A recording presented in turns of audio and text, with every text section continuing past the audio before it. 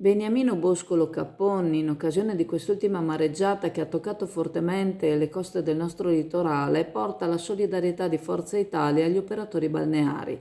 ricordando che l'assessore De Perini tiene la situazione monitorata e condivisa con il sindaco Armelao, conferma la propria vicinanza in questo momento in cui il mare e le avversità atmosferiche si sono abbattute sulla spiaggia, erodendo l'arenile di Sottomarina e di Isola Verde, come in buona parte del Veneto. Assessore al demanio e sindaco con il genio civile stanno verificando il funzionamento delle opere di contenimento presenti, continua, che saranno incrementate cercando però anche altre soluzioni. I mesi precedenti non hanno portato benefici alle attività economiche e turistiche, visto il meteo avverso che li ha contraddistinti, e a stagione iniziata il verificarsi di eventi come quelli di queste ultime ore pesa sulle attività economiche, che già sono preoccupate per le direttive europee. Si può dire un anno difficile, aggiunge Boscolo, che sottolinea quanto è fragile l'attività balneare, che riempie solo 5 mesi l'anno in modo intenso, con grandi investimenti, privo di feste e di giorni di riposo, incerto da un punto di vista normativo e amministrativo,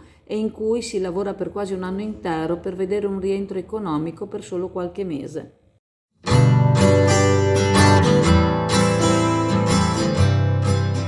Dal 1978 a Borgo San Giovanni a Chioggia la pasticceria Serenissima propone la sua caffetteria, la sua pasticceria artigianale, dolce e salata, e le gustose torte per tutte le occasioni e ricorrenze.